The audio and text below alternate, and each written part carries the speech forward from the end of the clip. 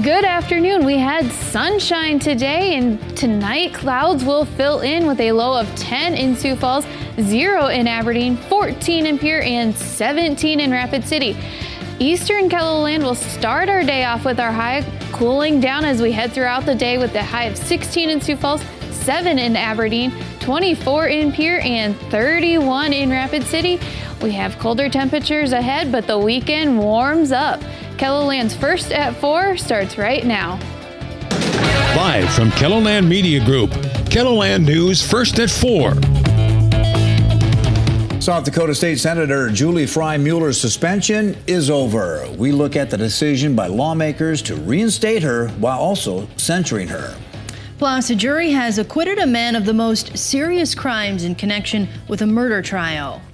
And we check back in with students at a local elementary school who were raising money through old crayons.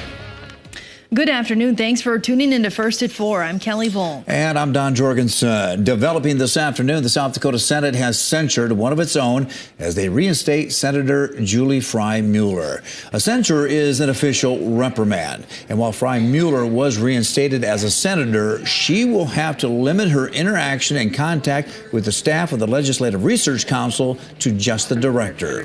This was the recommendation from the Select Committee, who found the senator engaged in harassment. A staff member accused Frye-Mueller of telling the staffer her vaccinated baby could get Down syndrome or autism.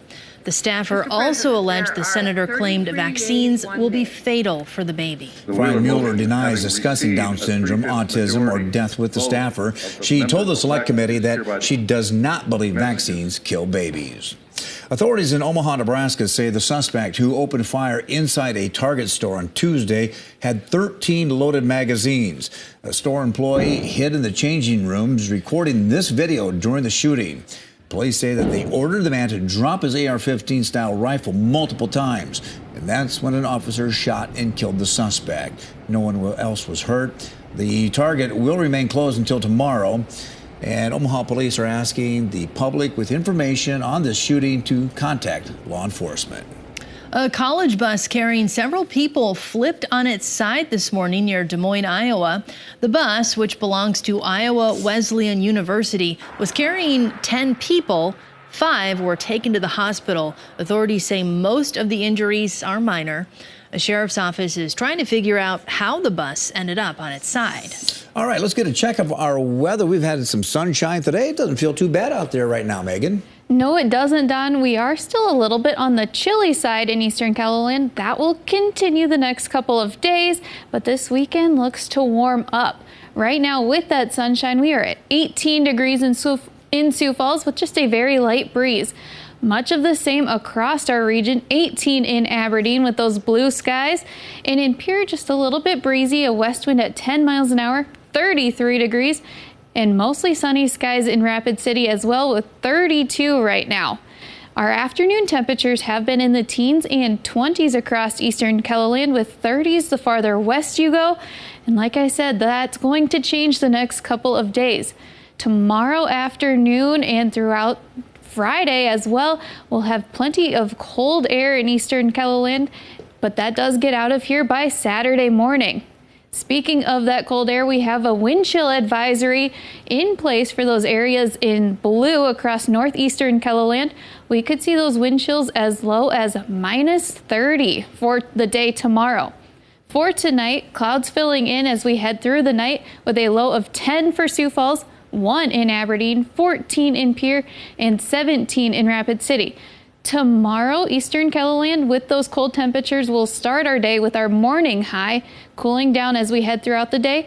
Central and Western KELOLAND will stay on the warmer side with 24 in Pierre and 31 in Rapid City. And then Friday brings in some warmer temperatures with teens and 20s in Eastern KELOLAND.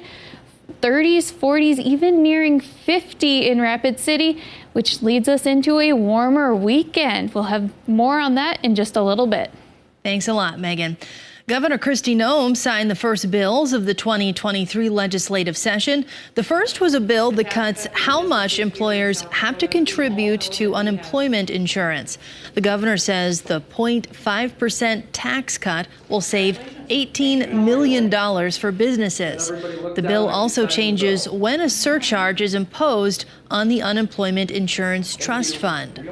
Governor Noem also signed a housing bill into law today. The bill frees up $200 million in housing infrastructure investments.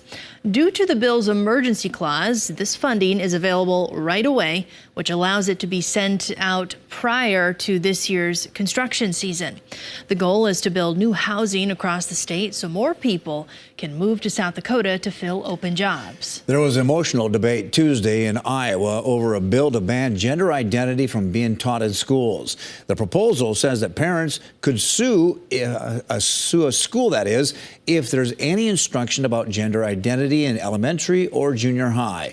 It would also forbid teachers from encouraging or coercing a student to transition to a different gender. Lawmakers heard testimony from people on both sides of the debate.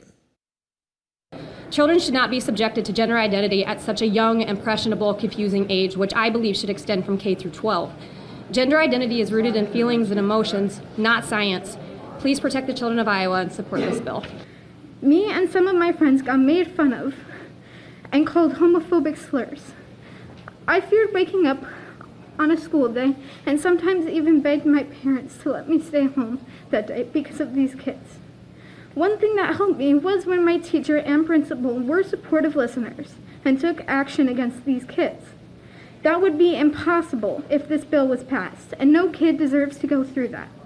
Well, the bill passed the Senate subcommittee and now moves on to the full Senate. After the break, we hear from a woman in Iowa who used to work with Tyree Nichols when he lived in Des Moines. And later, one of the biggest tasks Congress will tackle this year is passing a massive farm bill. You're watching First at 4 on KELOLAND News.